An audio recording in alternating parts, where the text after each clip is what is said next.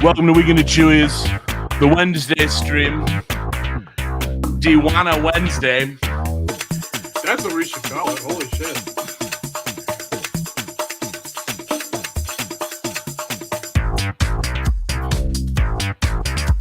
I'm Arnie Shillman. With me, as always, is Adam Cagley.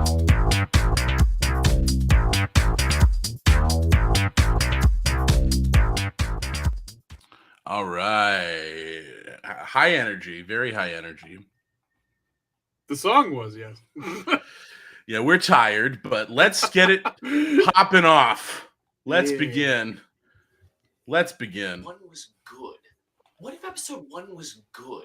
Like, what if I were a story exec at Fox and George Lucas came to me and was like, this is the film I'm directing. And I was like, no, let's go through this right now and let's see all the points that work and don't work. And I'm going to rework it right now with you. So here, bearing in mind presented to all of us, we're going to get my version of episode 1. So here we go with What If.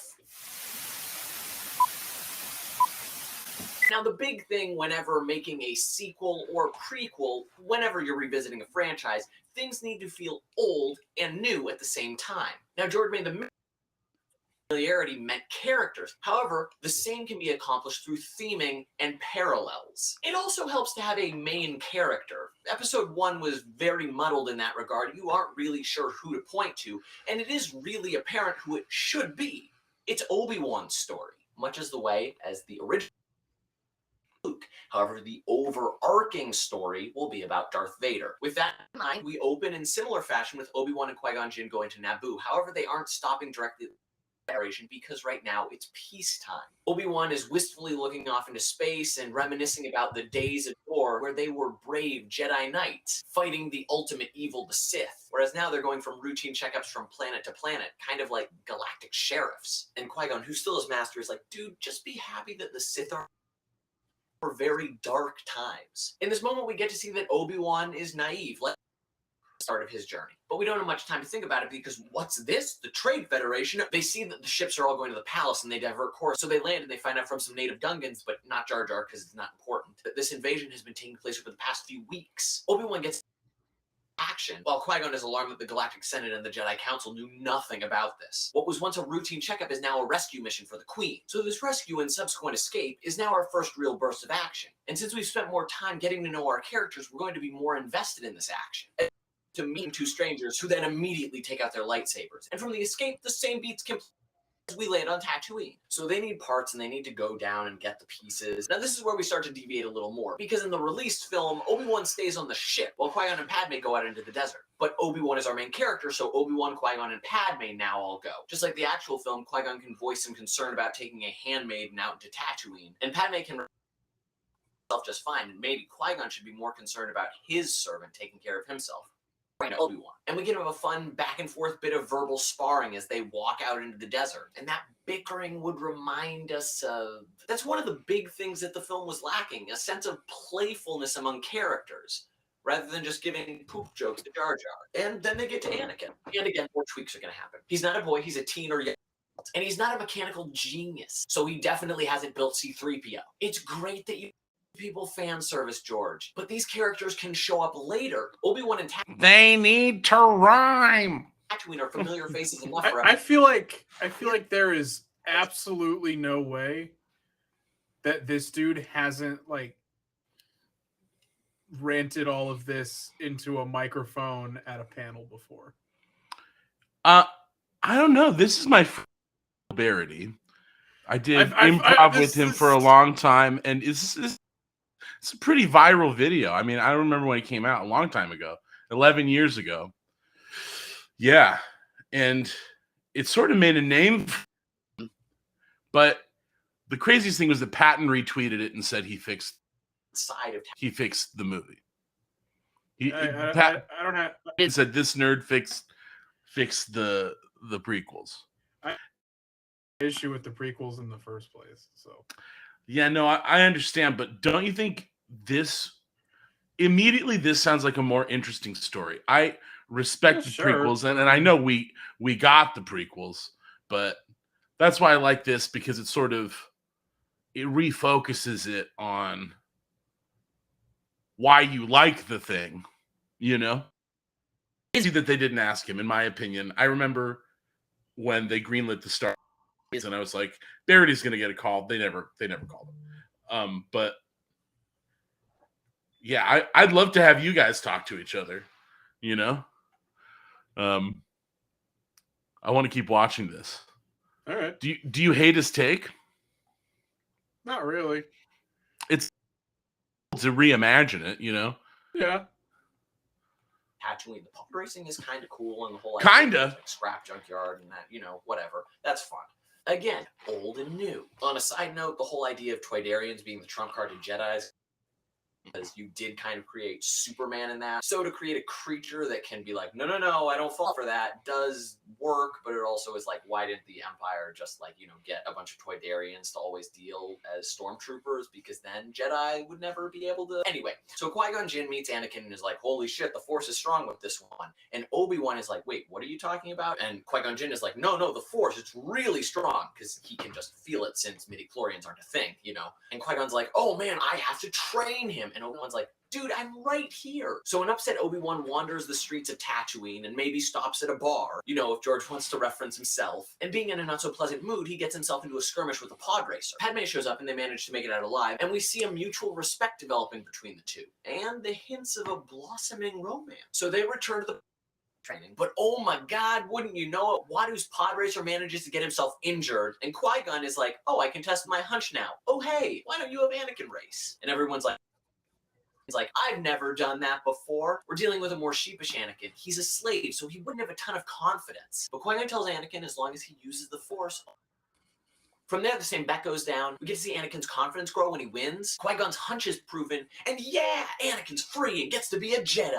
So we got the parts and we're going back, and oh shit, Darth Maul. And they have that brief encounter and they're like, wait, what? Sith? So they get on the ship, they fly up, they go to Coruscant, and Queen Amidala / Padme is in the Senate, and she's like, look, the Trade Federation is really fucking shit up.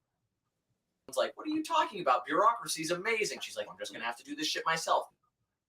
Windu is chastising Qui-Gon Jinn about taking on Anakin. Anakin is too old. That, completely flies. And again, when we meet the Jedi Council, we don't get Yoda. We just hear about how awesome he is, because that's a good reveal to the character of just hearing Master Yoda, really great, Master Yoda. And we all know Master Yoda, right? Because we've seen episode 5. And Mace Windu raises the point of like, what about Obi-Wan Kenobi? He fully learned. And Qui-Gon says, well, when I was teaching Obi-Wan as Padawan, I learned a ton from him, and Obi-Wan will learn from whoever he teaches. Meanwhile, right outside the doors, Anakin and Obi-Wan are sitting waiting for Qui-Gon to get out. While they're sitting out there, Palpatine steps out. Now, Palpatine is no longer a senator, but is the intermediary between the senators and the Jedi Council. So he actually, because he's the one who sent them to Naboo to get Queen Amidala and everything. This also allows him to be friendly with all the Jedi. So he shows up and is like, hey, where's Master Yoda? And Obi-Wan's like, oh, he's off doing amazing things because Yoda's amazing. And this is Anakin, and Anakin's like, hi! And Palpatine's like, you don't seem to like Anakin very much. And Obi-Wan confides in Palpatine, I'm a little jealous. And Palpatine's like, be careful, jealousy can lead you to the dark side. Hint, hint. What makes Michael's custom framing different than other retailers?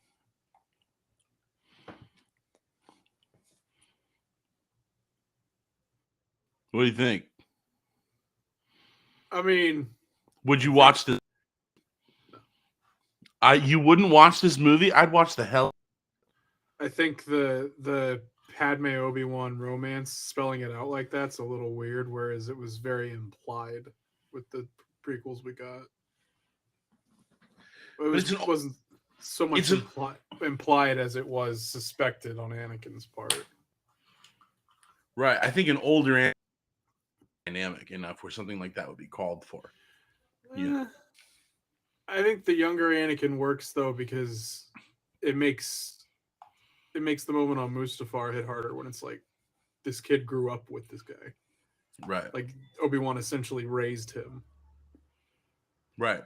I think it makes a lot of their other future interactions hit a lot harder too, knowing that like it wasn't just student and teacher, it was brothers and father and son to a degree. Yeah, I think this makes them, because it's like built, but it's just a different story, you know. It's different. I mean it's completely different. Can even realize what's going on. They're on their way back to Naboo, so they all go down and they can meet the Gungans if they want. And at that point, Padme can reveal, "Oh shit, I'm Amidala," and they're like, "What? That's crazy!" And that really, works because the Queen wandering around Tatooine, there would be less reason for her to be talking. So we'll hold on to that, and she'll have her big reveal, and George Lucas will be very happy because he loves his reveals. And the Gungans offer to give them their ships to travel and surprise the Viceroy, blah, blah, blah. So the big thing is, we aren't having 4 different battles going on when they need the Viceroy and reclaim Naboo. The Jedi, Padme, the Gungans, they're all going to take on one person. It's streamlined and simplified. And I know a lot of you are like, but wait, where's Anakin? Well, Anakin to where he should be, because why the fuck would you take a kid when, they established that the Jedis have a training center. So just like Georgie wanted, they're all going straight to the Viceroy and, oh shit, Darth Maul's back again. But instead of getting separated and going off into light bridge generator or whatever that the Jedi and Sith wind up in, they're going to stay pretty close to the action. In fact, Padme and her dealing with the droid and the Sith and the Jedi battles are going to be, both kind of headed towards the same place where the Viceroy is. And right before they run off to take on Darth Maul, Padme gives a little take care to Obi-Wan, and Obi-Wan now is like, oh shit, you are interested in me. That's cool, and runs off with the power of love fueling him to take on Darth Maul. We get our cool lightsaber battles, we get our cool blasters, we don't need any space battle again, because who would we even care about going up and dealing with that? They somehow got onto Naboo anyway, so the blockade wasn't doing anything. So the Gungans and Amidala are facing off on droids, and they're like, blast off, blast, blast off, blast. And they get to the Viceroy, and they're about to be like, Viceroy, you're finished. And at that exact moment, Obi-Wan stumbled into the room, and everyone's like, what? And the Viceroy's like, blam. And Padme's like, ah! And Obi-Wan's like, oh shit, I'm gonna go run and take care of that. Away from Qui-Gon and Darth Maul to Padme, who he cares about. Of course, in that exact moment, he's now directly responsible. Slice, and Obi-Wan's like, wait, what?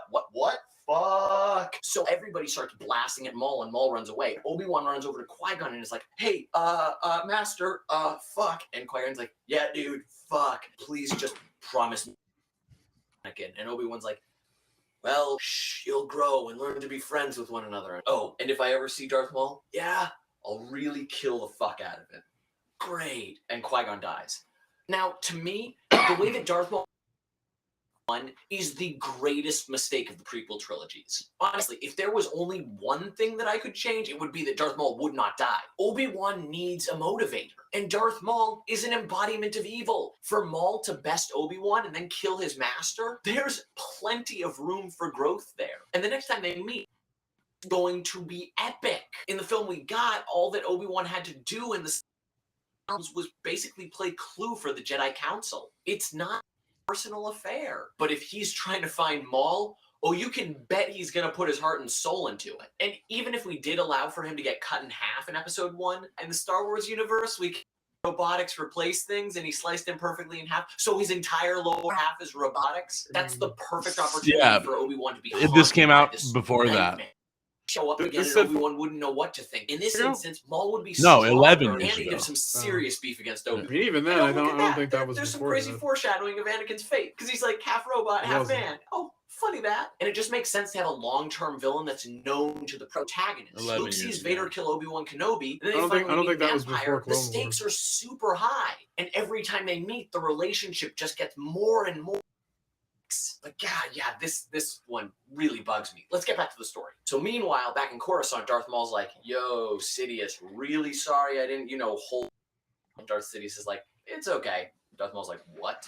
And Darth's like, hey, it's okay, you killed Qui-Gon Jinn. Now Obi-Wan's full of rage, and, he's going to go after you and kill you, and then he'll be my apprentice because, I was sensing a really strong thing when I ran into him at the chamber. But what he doesn't know is that it's actually Anakin that he was sensing. So Darth Maul is like, wait, so you're going to pit everybody? And Darth Sidious is like, that's why I'm the Emperor. I pull fucking strings all the time. And so we're like, oh shit, this is kind of Obi-Wan's gonna turn, and before we can even really think about it, we're back to Naboo where they're all celebrating because they think everything's hunky-dory because they've freed the place. And just looking back, from the start of the film, so much has happened to Obi-Wan and he's grown so much. He's no longer the Padawan. He's nest and has to learn to fly. And we're excited to see where he goes. The world is becoming more complex, as are the relationships around him. We're excited for the next movie. But that's just a what if. So those are my ramblings on episode 1. Leave your ramblings of what you would do with the trilogy. Oh no. Sorry, it was still. Oh, you didn't like it. I don't disagree with Maul. Like, that's like the common criticism is that Maul should have been the villain through the entire prequels. He should. Yeah. He should have lived through Phantom. I argue it should have been Maul the entire time, or it should have been Dooku the entire time.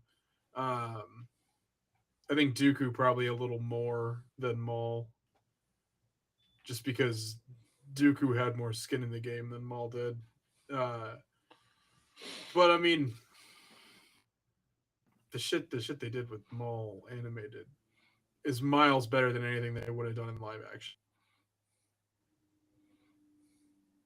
So I'm not really mad about Maul.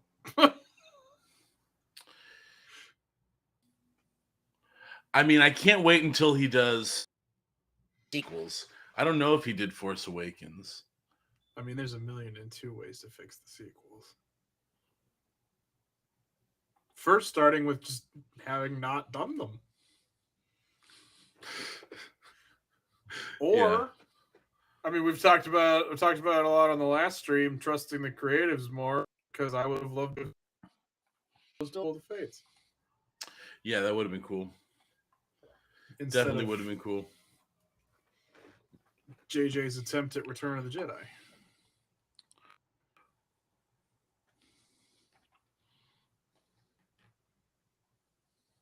It wasn't that bad. Turning. It wasn't that bad. All right. So, Star Wars, what if? What do you got? What if Darth Vader was eating yogurt all the time? Which one of us do you want to play Vader? And which one of us do you want to play the yogurt? I'll be Vader. General Hux. Why would Vader and Hux? Who you know who I'm talking about? Grand Moff Tarkin. Yeah. Sorry. Okay. I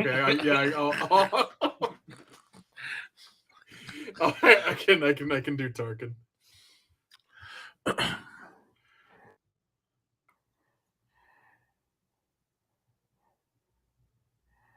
Lord Vader, good morning. What gave you the idea that it was a good morning? I mean, I'm just making small talk, Lord Vader. I was assuming you were having a good morning. Hearing a beeping. Is it in your spot or is it in mine, you think? I got no beeping.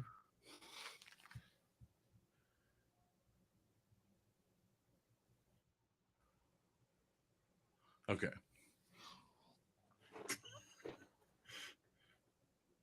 You want to go from the top? Yeah. Lord Vader, good morning. Good morning. It isn't a good morning for me, Grand Moff Tarkin. Well, I was just making talk, Lord Vader. I checked the mini fridge.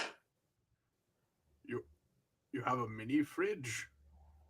I checked the fridge that I share with many of the top admirals and Grand Moffs. And I find your lack of disturbing. Lord Vader, that's not a shared mini fridge. Why has all of the activity? That would be Admiral Piet. He quite fond of it. Bring Piet front and center. Right, Lord Vader, what can I do for you? Yet, I see you coming, you chubby piece of shit. I'm a mile away. Oh, crops, is it again? The only thing I can eat waking up at 6 p.m. are 14 hours. 14, bloody hell. Enough of that language in front of me. I'm like doing if Conan O'Brien was Darth Vader. I gotta do a different voice. I gotta do it. Oh, I like that voice.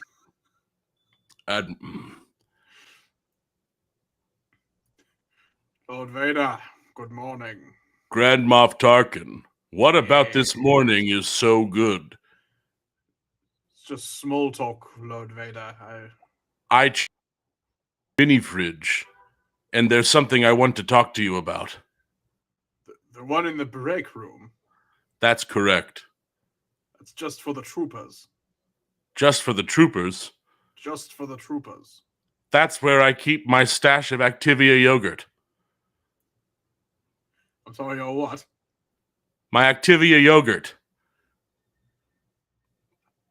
How do you eat yogurt, Lord Vader? You have no mouth. I slurp it through a straw that comes out of my penis hole. Sorry. I'd love to see that sometime. I suck it through a straw that's connected to my stomach. Like no. I suck it through a straw that is hidden in my sleeve. You have a yogurt straw sleeve. I find your lack of faith disturbing. Sorry. I don't need to explain my sleep. I don't need to explain.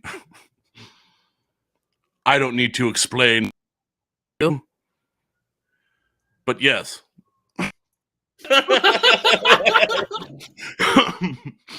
Yes. I don't need to explain my body to you. But yes. Lord Vader, is Activia yogurt all you eat? Listen to me. I opened up the mini fridge, and I find your lack of Activia yogurt disturbing. Would a nice Dannon Oikos suffice? Not. Oh, fuck me. Who's that chubby admiral that I see with some cream on his lip? Who's that? Is that Admiral Piet? Lord Vader, good morning, eh? Get over here, Piet, you fucking...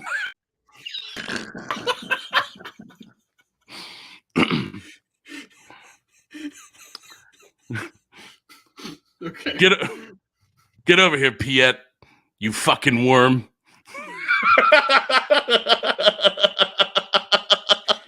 Can you give me a get over here, Piet, you goddamn piece of shit? Get over here, Piet, you shit. Piet, you worm. My yogurt. Oh, Lord Vader, I didn't see your name on them, so I thought they were for everyone. For everyone. There was only 180. Sorry. For everyone. There was only 12. How many did you eat? How many did you eat, you fucking pig? Sorry. No, I'm not. I don't even sound like James Earl Jones a little bit. I love that. I just love that Vader's like fat shaming this guy. Yeah. Piet, come here, you little worm. What can I do for you, Lord Vader? Yeah. Replenish. If you eat an from the shared mini fridge, you replenish.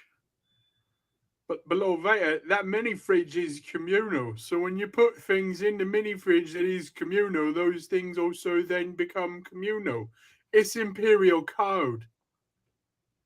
Anything in a shared mini fridge is thusly shared. Tarkin, Does he speak the truth? I don't. I haven't read the Imperial Code. I find your lack of reading the Imperial Code disturbing. Have you tried to read it? No. It's so bloody long. I can't read. I lost the ability to read on Mustafa. Then how do you know your activities ain't in there then? Because I have... Have you checked behind all the little cups of rice pudding? No. An allergy.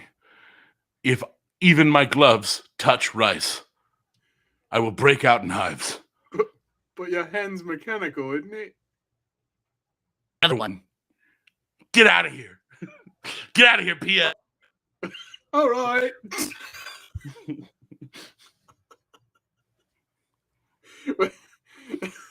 That's a long one. Can Enough for that one. Can you ask me how many Piet ate one more time? Piet, how many of my... Piet. Piet, you have yogurt coming out of your pockets. How many did you eat? How many are you supposed to eat to have one of those good poos? Just one is enough.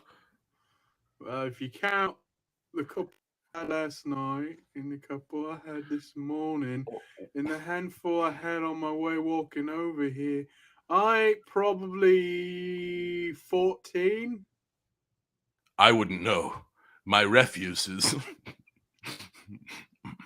I wouldn't know. My refuse is coal that we use to 3D print more masks for me. I wouldn't know. My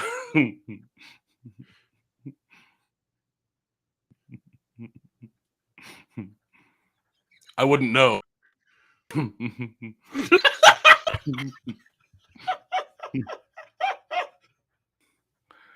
I wouldn't know. Uses.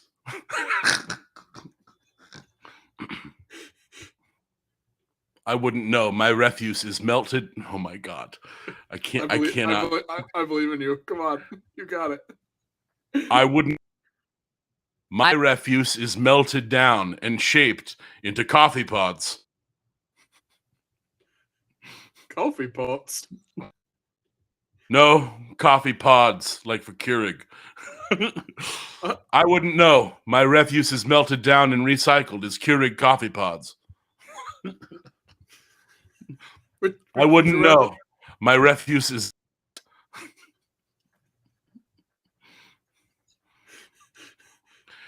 No, I don't shit dust. It's more like my butthole coughs it out.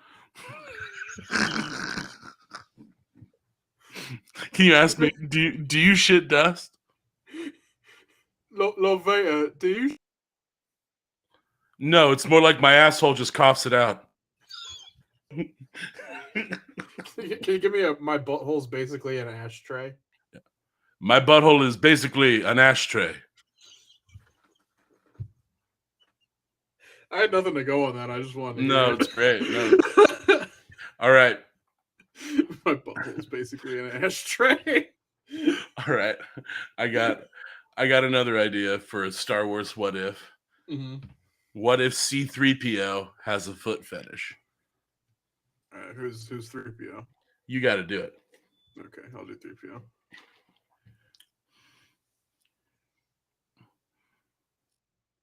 "3PO, what are you doing with my shoes?" Goodness gracious me. 3PO, put them shits down, dude. I got to put this on my feet. I wish I had smell receptors. 3PO, this is horrible. This is... what's the deal? What do you have to say for... Come on now, Master Luke. Let me see them piggies. No. No way, bro. One little piggy went to the market. This little piggy went home. This little piggy had roast beef. And this little piggy went right in 3PO's mouth. Wow.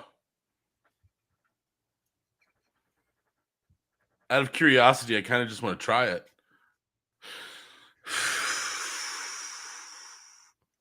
What do you know about anatomy?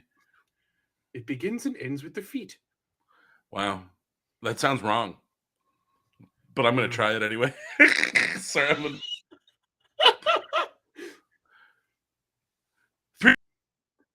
Human anatomy. It begins and ends with the feet. It is how I was programmed. Sorry. That's weird. That sounds wrong. That's how I was programmed. I was programmed not to ever read the Sith language and to love them toesies. Okay, well, I don't know how that's going to help me in battle, but think of how relaxed you'll be. Relaxed? Whoa, what are you doing? Stop touching my feet. Think of how relaxed I'll be. 3PO. Whoa. Thank the maker. No, I can't. We gotta abort on this one. I love this one. I know this one got so weird so fast. I just decided 3PO needed to be just the creepiest perp. He wants to put Luke's toe in his mouth. 3PO, your chest opened up. What? You have a bunch of Polaroids of my feet. What the hell? I don't judge what you do in your free time, Master Luke. In my free time, shooting wop rats out by the curve predator with Lucas. Sorry, what does he say? Bullseye and womp rats in his T-16. How do I spend my time? How do I spend my time? I've been busy bullseye and wop rats in my T-16. This is in case you die. I'll always remember you this way. Oh, you can't take a bite out of my corn like that. They're mementos. Ow! Mementos. Quentin, can we cut? Quentin, can we cut?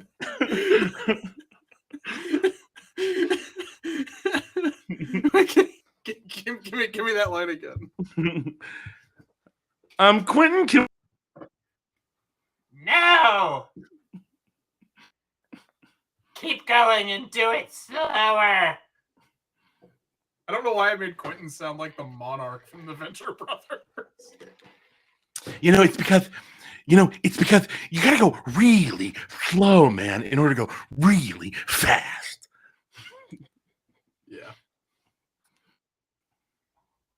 I like that one. I enjoyed that one. It went to a couple different places, my friend. It was weird as fuck, and I loved it. And on that note,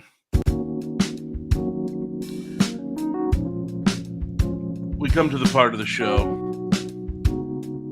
where it's time to say a little song, some of our favorite characters. Hey. The announcers for the pod racing team that only want one thing.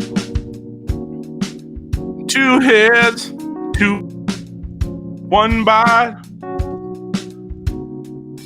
We're gonna be racers.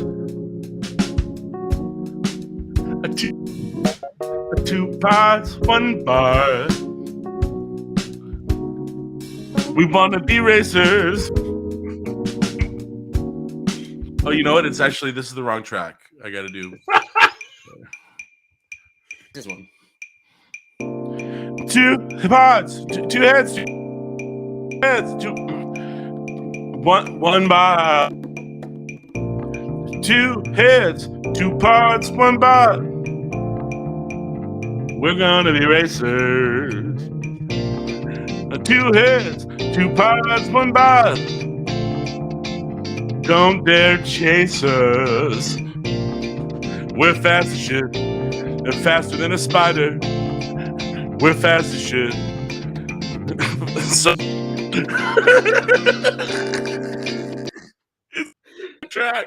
it's the wrong track. It's the wrong track. Label the track.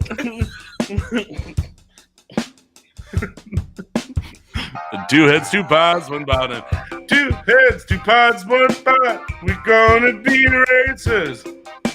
You better not chase us.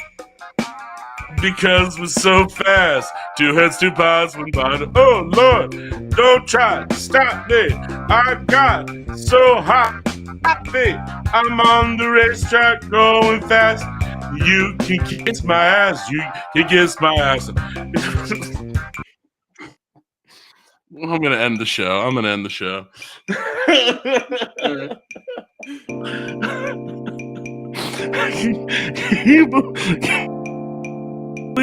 I'm still doing this bit. Two heads, two paws, one body.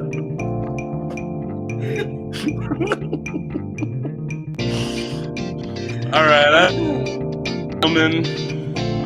Adam Cagley, thank you for watching. We love you. Have a great night. Kisses.